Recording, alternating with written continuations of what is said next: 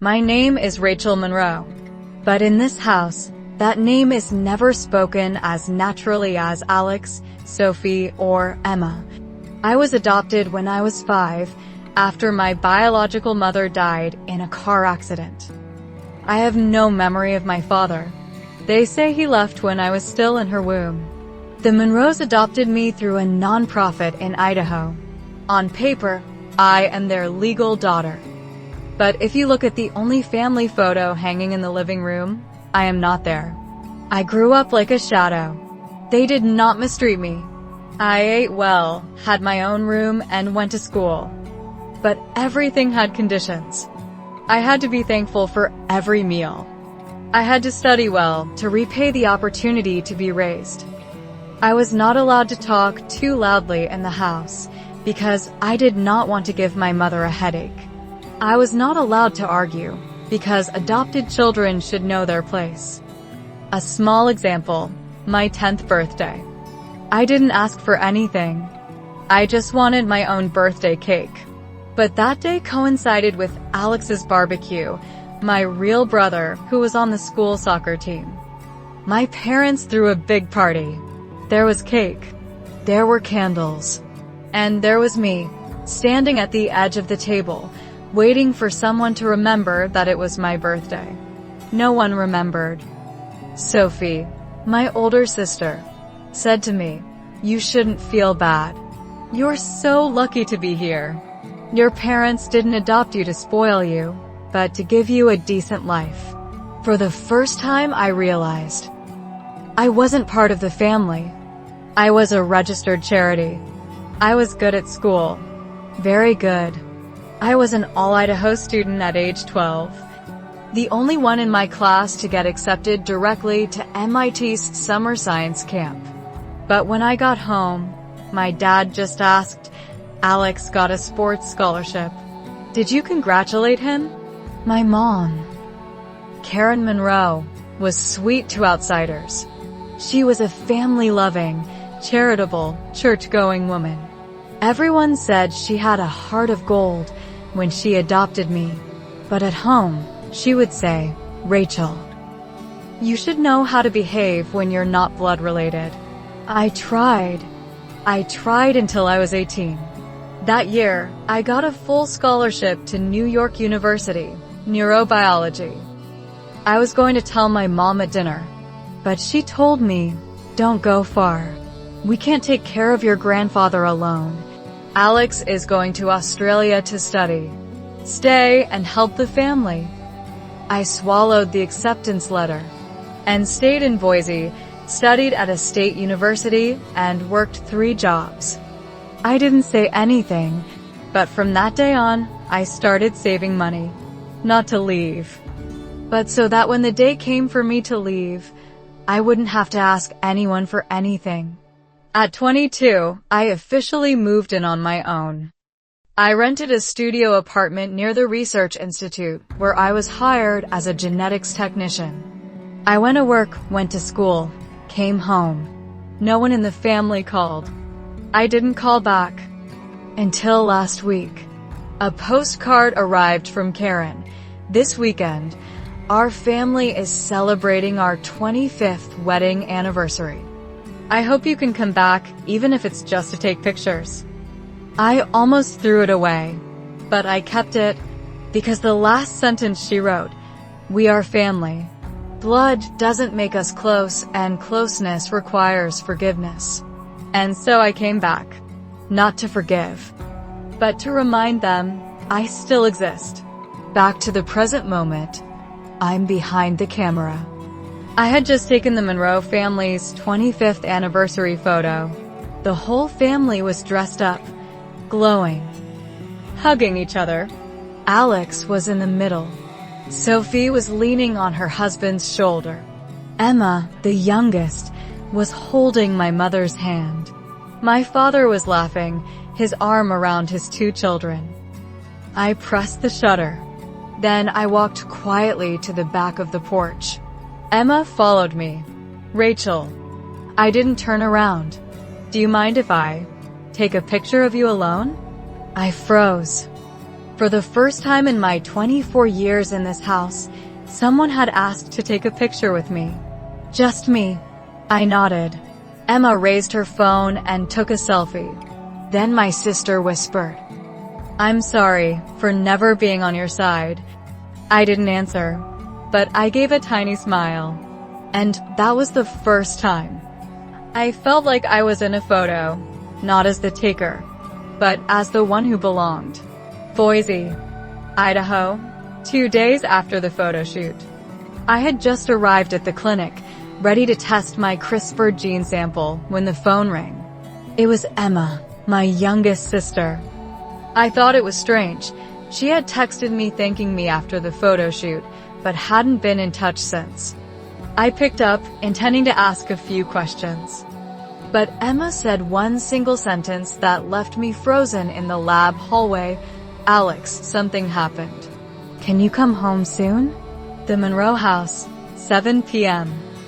I was back in the familiar house for the second time this week, something that hadn't happened in 5 years. Alex sat at the dining table, head in his hands. Beside me was my mother, Karen, crying. My father was silent, as he always was when things went wrong. He's being sued for falsifying loan documents. He could go to jail, my mother said. I sat down and sighed. What did he do? He took out a loan in someone else's name, a coworker's, to invest in real estate. Don't listen to them exaggerating. Alex interrupted. I'm just borrowing the name. I'm not hurting anyone. I looked at my father, and what do you think? He's my son. If you don't help him now, who will? Then my mother said what I had a hunch about. Rachel, if you take out a loan in your name to turn this around, we can avoid litigation. Just this once. The room was silent. I replied slowly. This once, like the one time when I gave up my scholarship to Alex? Or the one time when I had to stay behind to take care of my grandfather instead of him going to Australia? Don't you remember? Who took care of you until today? My mother snapped. Yes, I remember. I remember every time I bought everyone a birthday present, but no one remembered my birthday. I remember when everyone in the family got certificates and they were framed and hung on the wall, but my mother put me in the closet because showing off is so bad. I stood up. Mom, how many times is just once enough? 10? 100? Or until I'm broken, Alex is still considered the more deserving one. Mom cried. My dad threw his spoon on the table. Did you come back here to insult the whole family? I shook my head. I came back because Emma called. I don't blame her. But if someone expected me to be the one to save the family's reputation, then unfortunately I didn't have to choose this time. After I left, Emma ran after me. I'm sorry, Rachel. I didn't mean to push you in the middle. But I don't know whose side to take. I held her hand. I don't need you to take my side. I just need you to stop pretending you didn't see it. That night, I opened the email from NYU again, the scholarship I turned down when I was 18. It was still there, intact, just like the life I had turned down because others needed me more. Boise, Idaho, a week later. I was working in the lab when the phone rang. Caller, Alex. I hesitated for a moment and then picked up. Rachel, I need to talk to you. Can we meet? I was silent for a few seconds and then answered, okay, let's meet at the coffee shop near my house. Coffee shop, 5 p.m. Alex looked tired, his eyes worried. He began. I know I was wrong last time, but this time I really need your help. I looked straight into his eyes. What do you need? I want you to put your name on a loan so I can pay off my debt. Otherwise, I will lose everything. I sighed. Do you think I will help you after everything that has happened? Alex lowered his head. I know I don't deserve it. but you are the only one who can help me right now." I thought for a moment and said, "Okay, but this time I will set conditions." Alex raised his head, his eyes hopeful. "What conditions?" "I will help you if you publicly apologize to me in front of the whole family. And I want everyone to know the truth about what happened." Alex was silent for a moment and then nodded. "I agree." Monroe House. Family meeting. The whole family gathered. Alex stood up, his voice trembling. "I want to apologize to Rachel. I took advantage of her kindness and caused her a lot of pain. I hope everyone understands and respects her as a real member of the family." My mother looked at me, her eyes surprised. My father was silent. I stood up. "Thank you, Alex. I will help you this time. But I want everyone to know that I am no longer the person who will stay silent and accept everything." After the meeting, Alex and I went to the bank to complete the procedures. On the way back, he said, "Thank you, Rachel. I will never forget this." I smiled slightly. "I hope so." Boise, Idaho. 2 weeks after the family meeting. After signing up for a loan for Alex to pay it off and start over, I received an email from the bank. They asked for some verification of the collateral and the transaction history. I opened the email, not thinking much of it, until I saw the name on the attached document. Rachel Monroe, co-signer for loan from 2017. I frowned. 2017? I had never signed any documents related to the loan that year. I went to the bank. I saw the branch manager. I asked to see the original signature. The clerk brought it out, and I was stunned. The signature wasn't mine, but it looked a lot like my mother's. I called Emma. "Do you know anything about this?" She was silent. Then she exhaled heavily. "Sister, I'm sorry. I heard Mom say she was going to ask you to be the one. But she said it was to help Alex get a chance to buy a house. That it wouldn't affect you, and I. Mom asked me to sign a piece of paper for her once. She said it was a consent form for you to be Grandpa's medical guardian." I didn't think it was fake. I felt the blood drain from my face. That night, I went straight home. Mom and Dad were watching the news. I put the bank documents on the table. "You forged my signature." Karen, my mom, stiffened. "You just wanted to help Alex." "No. You helped him by using my name. And you didn't say a word. You know, that's a crime. Rachel, you don't understand. You weren't part of this family from the start. I just wanted to keep the family together." I laughed, a laugh so cold it scared me. An intact family that erases me from every photo? An intact family that uses me as an interest-free bank. My father spoke. For the first time. "If you're going to make a big deal out of it, remember, we adopted you when you were a baby." "No. You adopted me for tax breaks. To look good in the church. To prove you're good. And in 24 years, I've never actually been chosen." I pulled out a letter, a draft of a complaint against forgery. I haven't filed it yet, but I could. No one said anything. I looked my mother straight in the eye. "You don't have to apologize. Just understand one thing. I'm not afraid anymore." That night, I packed my things and left the house.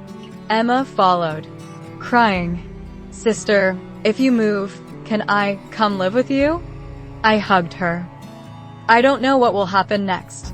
But if you want to be somewhere where no one will take advantage of you, I welcome you." And for the first time in years, I felt light. Not because I was forgiven, but because I didn't need permission to be myself. Boise, Idaho. 2 days later, I got an email from the bank. The loan application under Rachel Monroe's name will be moved to internal review due to a suspected signature discrepancy. I wasn't surprised. I had sent in a real signature sample, along with confirmation from the DNA lab where I worked. I followed the procedure, the law, for the first time. I used legal means to protect myself, instead of staying silent because I was afraid of embarrassing my family. That night, I took the initiative to invite the whole family to a coffee shop. Not at home, not in a familiar place, but in a neutral place. There was me, Emma, my parents, and Alex. The atmosphere was tense. I opened my mouth. I'm not suing you for forgery, but I will not be taking out any more loans. And, starting today, I am officially requesting that my name be removed from all family financial records. My father choked on his coffee. Who do you think you are? Adoption doesn't mean you're demanding the same rights as your biological child. I looked at him. Exactly. I'm not your biological child, but I'm an adult citizen, with the legal right not to be taken advantage of. Alex interjected, "You're ruining everything, Rachel." I laughed. No, I just stopped fixing what was broken in the first place. My mother looked at me as if she no longer recognized her daughter. "You've changed so much." I nodded. It's not that I've changed. It's that for the first time I have the right to say no. I stood up, took an envelope from my pocket. Inside was a transfer of all the money I had helped Alex pay off his debt. That money, now consider it the last part you give to your family. After today, everything is over. Emma leaned forward and took my hand under the table. The whole cafe was silent. I walked away, without looking back, without feeling guilty. That night, I turned on my computer and wrote a blog. The title, "When You Can't Choose, Choose Yourself." In just 24 hours, the article was shared more than 10,000 times. Women, peers, adopted children, people forced to sacrifice in toxic families. They sent thank you letters, shared their own stories. I realized I wasn't the first to stand up. I was just the first to dare not be silent anymore. Seattle, Washington, 6 months later. I stood in front of the door of my 5th-floor apartment, where the morning light filtered through the sheer curtains, painting the wooden floor a soft yellow. No one woke me up with a knock or a scolding. "Rachel, it's 7 o'clock. Why aren't you up and cooking?" Here, I wake up when I want to. I breathe when I don't have to force myself to please anyone.